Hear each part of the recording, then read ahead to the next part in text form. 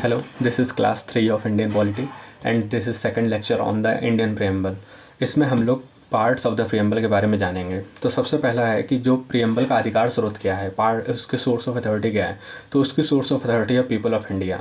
Second question है कि Indian preamble के अकॉर्डिंग राज्यों की प्रकृति कैसी है या नेचर ऑफ स्टेट कैसा है।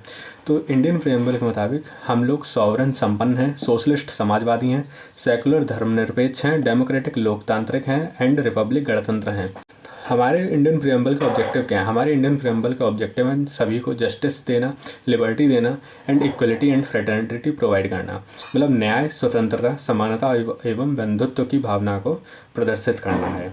इसका डेट ऑफ अडॉप्शन क्या था? इसका डेट ऑफ अडॉप्शन 26 नवंबर 1949 था।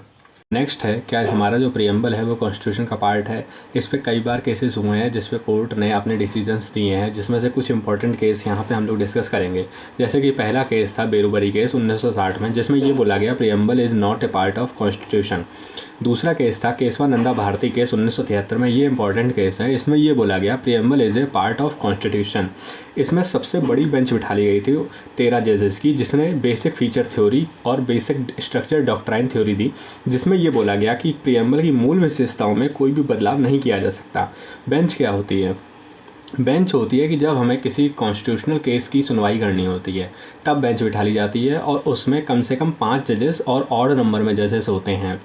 दूसरा केस, नेक्स्ट केस था बोमई केस, जिसमें कि सेकुलरिज्म एंड फेडरलिज्म को बेसिक फीचर कहा गया था। नेक्स्ट है क्या हम लोग प्रियम्बल में अमेंडमेंट कर सकते हैं? तो हाँ, हम लोग प्रियम्बल में अमेंडमेंट कर सकते हैं। उसका मेथड ऑफ अमेंडमेंट आर्टिकल 368 के द्वारा होगा, लेकिन हम लोग प्रस्तावना की मूल विशेषताओं में बदलाव नहीं कर सकते हैं।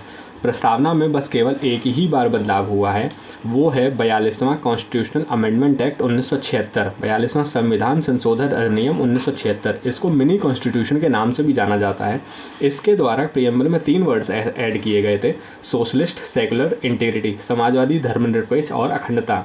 हमारे प्रियम्बल का नेचर कैसा है? हमारे प्रियम्बल का स्वरूप क्या है या नेचर क्या है?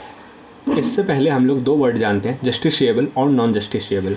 जस्टिशिएबल वो होते हैं जिसके खिलाफ हम लोग कोर्ट में जा सकते हैं, और नॉन जस्टिशिएबल वो है जो हमें सही लगे चाहे नहीं लगे, लेकिन हम लोग उसके खिलाफ कोर्ट में नहीं जा सकते। तो हमारा जो प्रियम्बल है वो गैर न्यायिक है, नॉन जस्टिशिएबल है। इसको हम लोग चैलेंज नहीं कर सकते कोर्ट में। जैसे लाइक एग्जाम्पल हम लोग देखें तो जैसे रिजर्वेशन है, इसको हम लोग चैलेंज नहीं कर सकते किसी कोर्ट में। तो नेक्स्ट है क्या प्रियम्बल सोर्स ऑफ पावर है? तो प्रियम्बल विधायिका का सोर्स ऑफ पावर नहीं है, लेकिन ये विधायिका से कानून बनाने का अधिकार भी नहीं छीनता है। नेक्स्ट है प्रस्तावना को अधिकार किससे मिलता है? प्रस्तावना को अधिकार मिलता है पीपल ऑफ इंडिया से।